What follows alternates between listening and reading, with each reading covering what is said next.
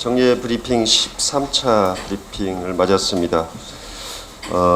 오늘은 세 가지 사항을 제가 먼저 보고 말씀드리고 질문이 있으시면 답을 하도록 하겠습니다. 첫 번째는 내년도 2019년도 우리 공주시 재정투자 방향에 대한 브리핑을 드리겠습니다. 두 번째는 제2금강교 건설을 계속 추진해왔는데 경과를 보고 드리는 순서를 갖겠고, 세 번째는 제65회 내년도 백제문화재 추진을 위해 지금 현재 준비하고 있는 상황을 브리핑 드리도록 하겠습니다. 먼저 내년도 민선 7기를 맞아서 사실상 첫 예산을 편성을 해서 어떤 부분에 중점을 두어서 사업을 할 것인지에 대해서 말씀을 드리겠습니다. 먼저 지난 6개월 동안은 앞으로 민선 7기를 어떻게 이끌어갈지에 대한 비전을 수립하고 공약을 확정하는 그런 시간을 많이 가졌습니다. 그래서 민선 7기 동안에 어떤 방향으로 시정을 이끌어갈지에 대해서 간략히 말씀드리고, 그거에 근거해서 내년도 2019년도 예산 편성을 어떻게 했는지에 대해서 브리핑 드리는 순서로 하겠습니다. 민선 7기 4년 동안에 5대 시정 목표, 즉 풍요로운 상생경제, 매력있는 문화관광, 일자라는 혁신시정, 시민행복, 선도복지, 활력있는 지역사회, 이런 5대 시정 목표 달성을 위해서 주요 사업 투자 예산을 저희가 짜보았습니다. 총 6,859억 원이 4년간 소요된다고 이렇게 계획이 되었습니다. 분야별로는 풍요로운 상생경제 분야에 3,107억 원, 매력있는 문화관광 분야에 1,248억 원, 그리고 일자라는 혁신시정 분야에 62억 원, 시민행복 선도복지에 1,075억 원, 활력있는 지역사회 분야에 1,367억 원입니다. 그래서 자료에는 돼 있습니다만 4년간 이 5대 시정 목표 달성을 위한 여러 가지 사업 꼭지들을 제시를 했습니다. 간략히만 말씀을 드리면 풍요로운 상생경제 분야에서는 일자리 창출이나 농림축산업, 또 농촌지역의 마을 경쟁력 강화, 이러한 사업들이 구체적으로 계획되어 있고, 매력있는 문화관광 분야에서는 백제 역사유적 등의 관광을 활성화하고 문화예술 기반을 확충하는 그런 내용들이어서 유적복원과 관광 분야에 또 문화예술 분야의 사업들을 계획해 넣었습니다.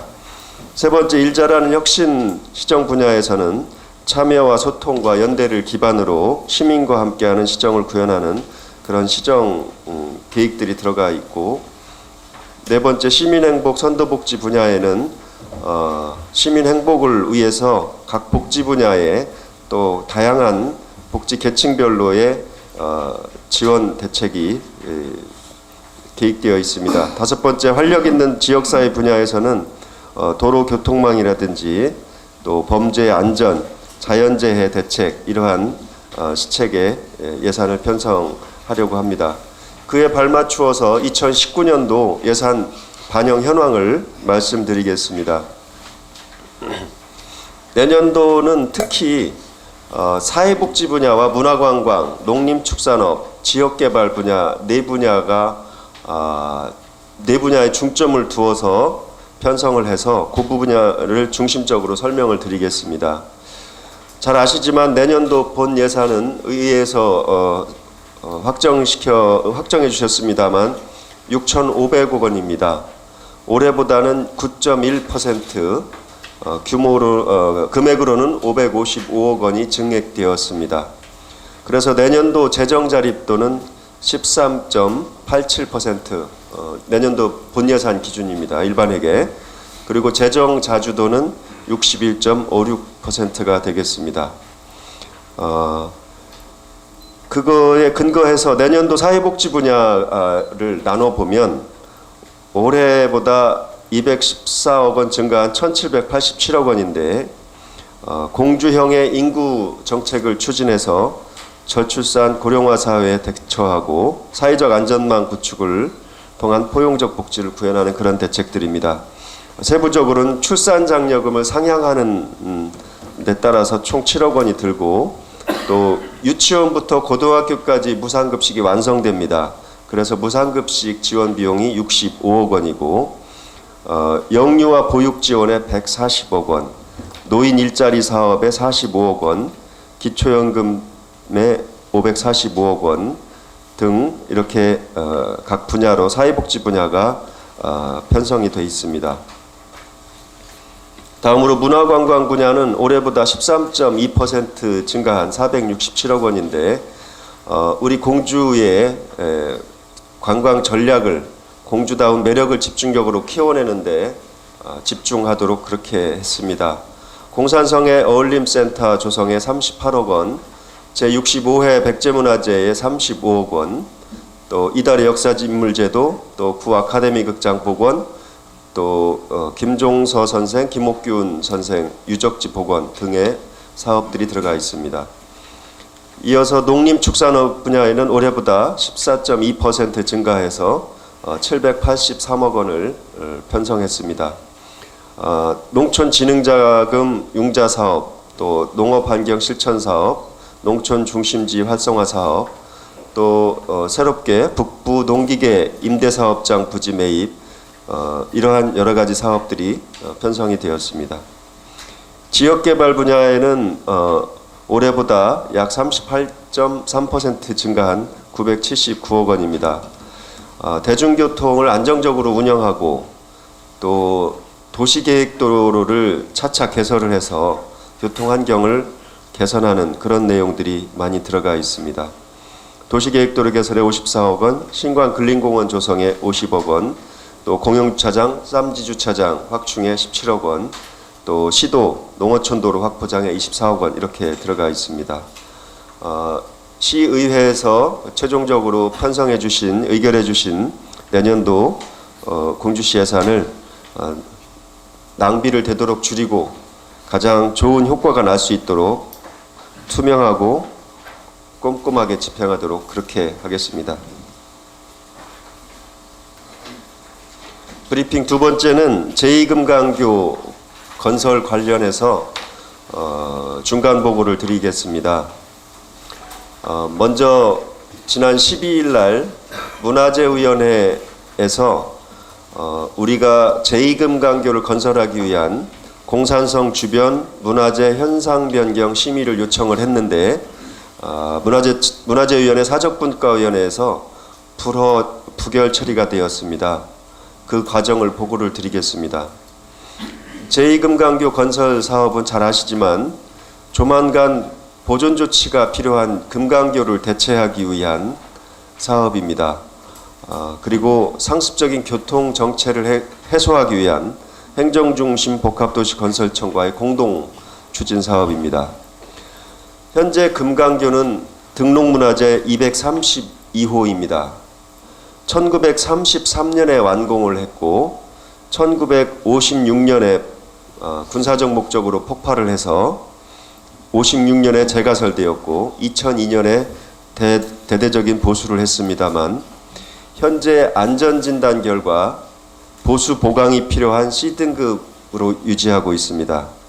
안전점검이나 보수공사비로 연 1억 원 정도 유지관리비가 투입되고 있는데, 2023년이면 나이가 90세가 됩니다.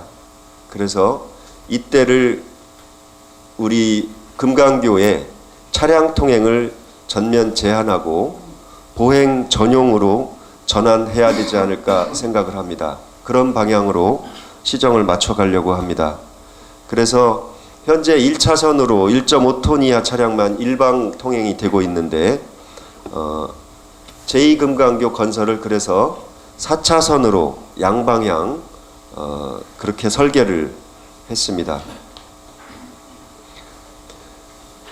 저희가 처음에 11월에 문화재청 사적분과위원회에 현상변경 심의 요청을 했습니다.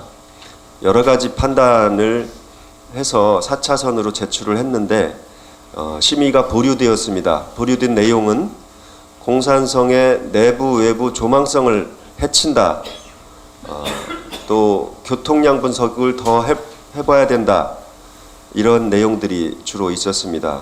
그래서 다시 저희가 보류한 의견을 다시 반영을 해서 다시 재차 심의안을 올렸습니다.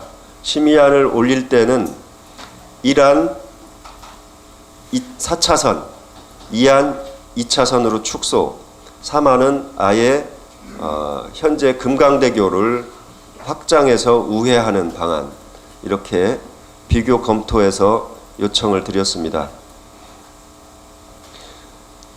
다시 재심의가 될 때 저희 공주시와 행정중심 복합도시건설청은 이미 광역교통망 계획에 따라서 BRT와 연계를 하고 공산성에 미칠 영향을 최소화하는 방향으로 4차선 교량 건설을 최저간으로 다시 요청을 드렸는데 사적분과 의원들께서는 세계유산인 공산성에 미칠 영향이 여전히 심대하다 이렇게 판단을 해서 부결되었습니다. 저희는 그동안 여러 가지 사적분과 의원님들이 우려하는 점들을 충족하기 위해서 4차선 교량의 폭을 17m에서 15m로 축소를 했습니다. 그리고 상부 트러스를 설계를 했다가 트러스를 아예 제거를 했습니다. 그리고 교량 상판의 높이를 현재 금강교와 일치되게 맞췄습니다. 그리고 교각 숫자를 13개를 처음에 설계를 했다가 8개로 교각수를 조정했습니다. 그럼에도 문화재의원의 심의를 충족하지 못한 결과가 되었습니다. 시민 여러분께서 강남북의 교통량을 원활하게 해주고 또 관광객들에게 또한 필요한 편의를 제공하고 또 문화재 보존의 필요성이 있고 이렇게 해서 제2금강교 건설에 많은 성원을 보내주셨는데 좀 일정하게 좀 실망하실 거라고 생각이 듭니다. 저희 시는 당초 계획했던 대로 2020년까지 국비 240억, 시비 240억을 들여서 총 480억을 들여서 제2금강교를 건설을 한다. 이 목표를 포기하지 않고 계속 가도록 하겠습니다. 다만 제2금강교 건립을 해서 세계유산인 공산성에 미칠 영향을 최소화하는 방향으로 문화재 현상 변경 심의를 통과하기 위해서 보완 대책을 계속 마련해 나가도록 했습니다.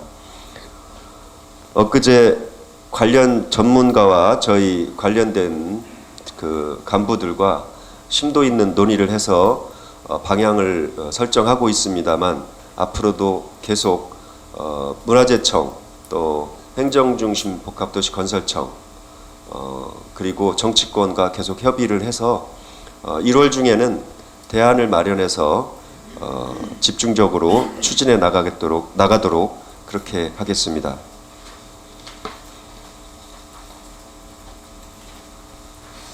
예.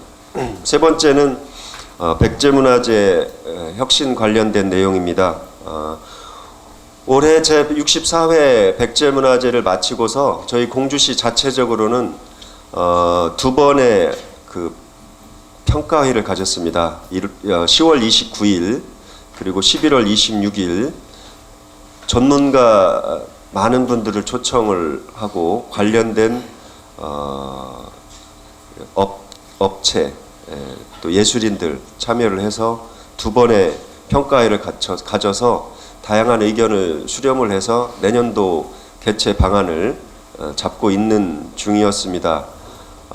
그런데 그 백제문화재 추진위원회가 여러분 잘 아시겠지만 공주시장과 부여군수가 공동이사장으로 되어 있는 백제문화재 추진위원회의 추진위원장을 공모를 64회 백제문화재 끝나고 바로 했는데 선임된 후보자 2명이 사퇴를 해서 이번 12월 14일 제49차 이사회를 개최를 해서 조속히 재공모를 추진하도록 그렇게 했습니다. 그리고 그동안 백제문화재 추진위원회의 총괄 운영 체계에 대한 문제점을 보완하기 위해서 사무처장을 신설하도록 했습니다. 그래서 통상 4급이라고 그러겠죠. 개방형 4호에 해당하는 사무처장을 신설을 해서 비상임 단체장인 백제문화재 추진위원장을 보완하기 위한 그런 사무처장을 두기로 결정을 했습니다. 그리고 총괄 과장이 그 산하에서 운영을 총괄하게 되는데, 앞으로 개막식을 주관하는 시나 군에서, 즉 공주시나 부여군에서 개막식을 주관하게 될 때 총괄과장 5급 1명을 새로 파견을 해서 조직을 운영해 가도록 그렇게 백제문화재 추진위원회의 조직을 강화했습니다. 그리고 또 다른 문제로 백제문화재 추진위원회에 편성하는 도비, 충청남도 도비 예산이 이번에 10억 원으로 축소됐습니다. 그래서 이 부분에 대해서 도지사님과 또 도의회의 여러 가지 상의와 협력을 해서 내년도 추경, 도의회 예산 추경의 부족분에 대해서 반영하도록 그렇게 추진해 나갈 계획입니다. 백제문화재 추진위원회에서 회의 결과 앞으로 몇 가지 발전 방향을 잡았는데, 첫째는 이 백제문화재의 질을 제고하기 위해서 유사 또 중복 프로그램을 조정하고 통합하자 하는 것이 하나의 방향이 잡혔습니다. 그리고 지역에서 예술을 하시거나 여러 가지 광고업을 하시거나 설치업을 하시는 분들의 참여와 주민 참여를 더욱 확대해 나가자 하는 방향을 잡았고, 그리고 충남 도내 타시군 그리고 다른 백제권, 예를 들면 한성, 익산, 일본 등의 백제권과의 교류를 대폭 확대해 나가자 하는 방향을 또 하나 잡았고, 그리고 마지막으로 백제문화재에 대한 홍보 활동을, 전국 국민을 대상으로 한 홍보 활동을 더욱 강화하자라는 방향을 잡았습니다.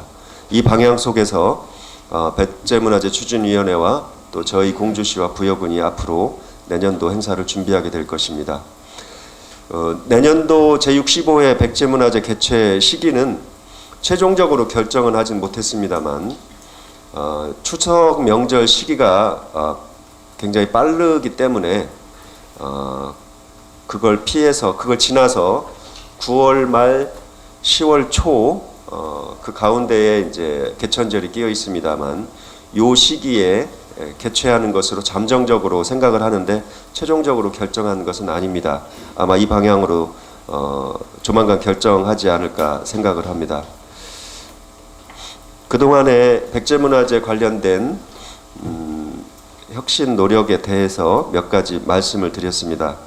많은 의견을 주시고 성원해 주시면 감사하겠습니다. 내년도 1월 1일자 그 공주시 조직 개편에 따라서 어제지요. 어제 인사위원회에서 승진 의결된 사항에 대해서 제가 설명을 드리고자 이 자리에 섰습니다. 먼저 그 인사 승진 요인은 내년도 1월 1일자 조직 개편, 그다음에 정기 인사 관련해서 근본 승진 인사는 공로연수죠. 공로연수가 12명인데 4급 2명, 5급, 6급, 7급 각 3명, 그 다음에 지도사 1명에서 12명이 되고요. 그 다음에 명예퇴직 6급, 이제 그 반포면 직원 팀장이 1명인데 6급 1명, 육아휴직 및 복직 등으로서 4급 이하 17명이 근본의 그 승진 요인이 발생을 했습니다. 직급별로 그 승진 규모를 보면은 4급 승진이 2명, 그 다음에 5급 승진이 6명, 7급 승진이 7명, 8급 승진이 2명에서 총 결혼된 17명이 승진 인사가 되겠습니다. 6급 승진이 없는 것은 그 5급 승진자 승진 리더 교육을 그 6개월을 하고 그다음에 장기 교육자가 있습니다. 6급자 중에서 4명이 장기 교육을 6개월을 하면 별도 저 정원이 승인됩니다. 그래서 3월 초에 우리가 수시 6급 인사를 그 실시할 계획입니다. 승진자 17명이 이제 결정이 됐기 때문에 승진 임용 기준은 어떻게 하느냐면 4급 승진의 경우는 당초에는 행정직군 1명, 기술직군 1명 했었는데 기술직군인 경우에는 그 승진 최소 연수가 되지 않아 해서 이번에 행정직군 2명을 승진을 하겠습니다. 승진 대상자 결정은 현직급 재직 연수, 시정 기여도, 조직관리 역량, 협치 능력, 정책 판단 및 직무 수행 능력 등을 고려해서 승진자를 결정을 했습니다. 그다음에 5급 승진 의결자 결정은 안정되고 그 역동적인 시정 운영을 위해서 관리자로서의 역량이라든가 업무 추진 능력, 전문성, 통속력을 골고루 갖춘 자로서 승진 후보자 명부 순위와 업무 추진의 그 능력과 경력 등을 종합해서 승진 의결했습니다. 그다음에 6급 이하 일반직 승진 공무원은 승진 후보자 명부와 현직급 경력 등을 검토해서 승진자를 결정을 했습니다. 승진 의결자 명단은 아마 나눠드렸죠? 네. 그 유인물로 가름토록 이렇게 하겠습니다. 이제 승진 예정자가 이제 결정됨에 따라서 앞으로 전보 인사를 지들이 준비를 하고 있습니다. 이 전보 인사의 그 방향은 크게 한 4가지로 우리가 나눠서 이렇게 하려고 합니다. 조직의 안정과 업무의 연속성을 위해 현 근무자의 50% 이상을 유임 이렇게 시키도록 하겠습니다. 다만 그 5급 이상 간부 공무원은 필수 보직 기간을 고려치 않고 적재적소에 이렇게 배치를 하겠습니다. 또한 그 현 부서 2년 이상 장기 근무자를 대상으로 해서 희망보직 신청제를 운영을 해서 그 희망보직을 부서로 좀 전보를 하고 또 기타 필요한 사람을 적재적소에 이렇게 배치토록 이렇게 하겠습니다. 그다음에 또 한 가지는 그 부서장과 주무팀장이 동시에 그 전보를 지향을 하겠습니다. 이것은 왜 그러냐면 부서장과 주무팀장이 같이 인사이동이 하면 업무 연속성이 떨어지기 때문에 그 업무 연속성 유지를 위해서 같이 이렇게 인사하는 일이 없을 것입니다. 또한 본청에서 6급하고 7급 승진한 직원은 특별한 그 경우가 없는 한 읍면으로 전보 배치토록 이렇게 하겠습니다. 특히 그 육아, 출산, 질병 등 인사고충을 해소 차원에서 그 개인 희망을 적극 반영토록 해서 전보 인사를 배치토록 하겠습니다. 전보 인사 발표 시기는 내년도 1월 1일자로 지들이 저 준비는 24일 날 이 발표할 예정이 있습니다. 조직 개편으로 해서 사무실 재배치는 불가피합니다. 그래서 사무실 이전하고 업무 인수 인계에 만전을 기해서 그 조속히 조직의 안정을 좀 도모하고 시민들의 불편함이 최소화되도록 그렇게 최선을 다하겠다는 말씀을 드리겠습니다.